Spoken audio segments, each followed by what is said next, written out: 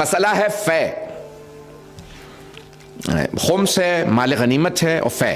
یہ مال غنیمت اور فے کا فرق سمجھ لیں. سورہ انفال، ویسے تو انفال وسیع مفہوم ہے، اس کے اندر فے بھی آ جاتے ہیں، دوسری چیزیں بھی آ جاتی ہیں.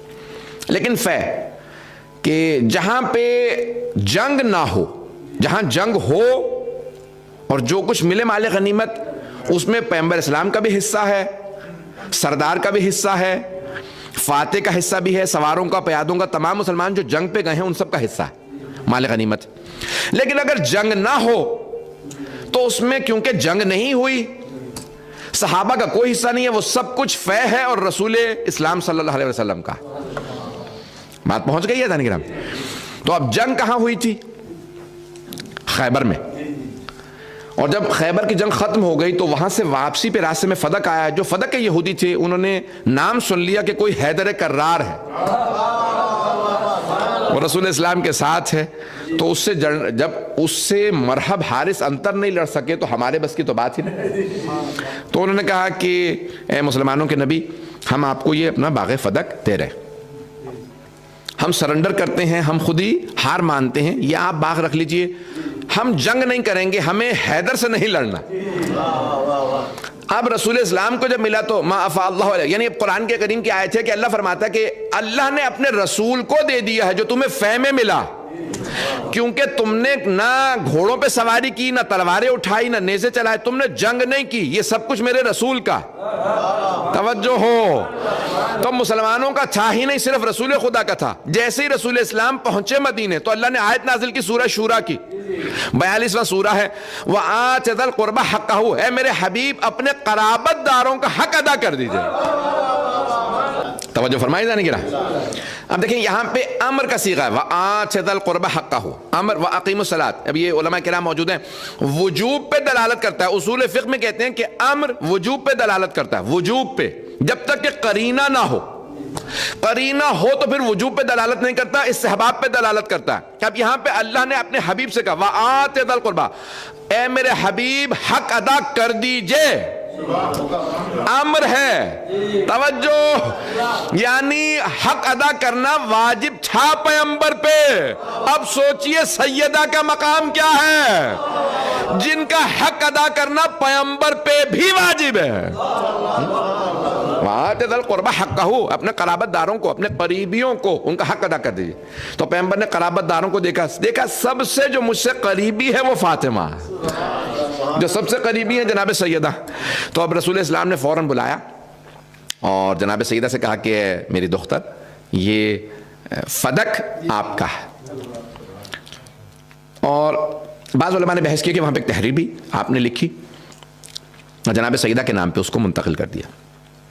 اس وقت جناب سیدہ نے فوراً جناب امیر کو بلایا، کہا کہ یا ابا الحسن، میں تو کبھی فدق جاؤں گی نہیں، تو اس کی ساری ذمہ داری آپ کے ہاتھوں پہ. وہاں پہ ہاری، اب مجھے نہیں معلوم کہ اردو میں اور کیا کیا الفاظ ہیں اس کے لیے، جو کسان ہوتے ہیں، جو باغات کی دیکھ بھال کرتے ہیں، تو وہاں ملازم اپوائنٹ کرنا، نصب کرنا، معزول کرنا، اس کی باغات کی سالانہ پھر جو پھل آتا ہے، جو اس کا کھجور ہوں گے وہ سارے فروخت کرنا، جو کچھ. یہ اللہ نے جناب فاطمہ الزہرا ہی کے لیے کیوں کہا کہ ان کو دے دیجئے؟ کیونکہ اللہ بھی جانتا ہے یہ خدیجہ کی بیٹی ہیں، مال خدیجہ اسلام پہ خرچ ہوا تھا. اللہ جانتا ہے یہ بیٹی ایسی ہے جو ماں سے افضل ہے، اگر اسے فدق دوں گا تو یہ مال جوڑیں گی نہیں، مسلمانوں پہ خرچ کریں گی. میں جملہ کہنا چاہتا ہوں، وہ اور ہیں جو دولت جوڑ کے غنی بنے،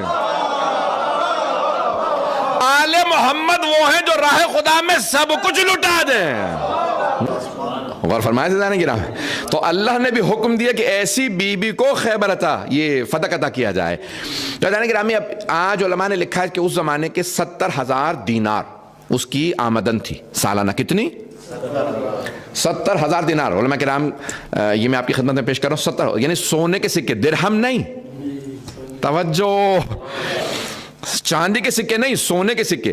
ہمارے ایک دوست سے انہوں نے کہا کہ اگر اس زمانے کے دینار کا وزن اتنا بتایا گیا، اسے گرامز میں کنورٹ کیا جائے اور آج کی انکم بتائی جائے تو $20 ملین سے زیادہ آمدن بنتی ہے. آج کے حساب و کتاب میں پتہ نہیں لوگ ہیں یا نہیں.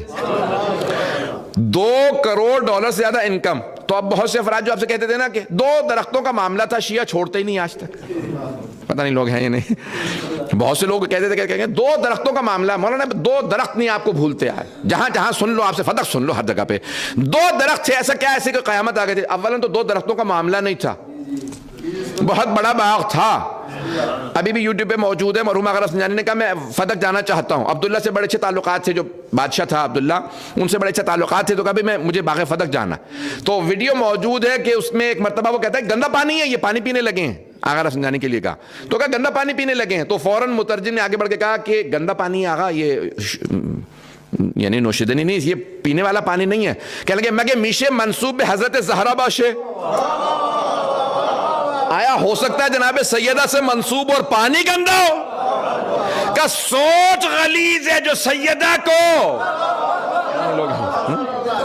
خدا کی قسم میں نے اپنی آنکھوں سے دیکھا کہ انہوں نے اسی پانی میں سے ہاتھ ڈال کے نکالا اور اپنے ہاتھ میں منہ میں پانی پیا. کہا یہ جناب سیدہ سے منسوب ہے, مجھے اسی سے شفا ملے گی. انسان کی جیسی عقیدت ہوتی ہے. تو عزیزان گرامی, اب یہ آج بہت بڑا باغ ہے, آج بھی اس کی جو ویڈیوز بنائی گئی ہیں بہت بڑا باغ ہے. تو اس زمانے کا بہت بڑا باغ. اور پھر میں کہتا ہوں نہیں چلے 2 آپ ہی کی مان لیتے ہیں, 2 ہی درخت تھے اور کچھ نہیں تھا, صرف 2 درخت تھے. 2 درختوں کا معاملہ تھا. کم از کم بات تو صاف ہو گئی, کون غاصب تھا, کس کا حق مارا گیا تھا؟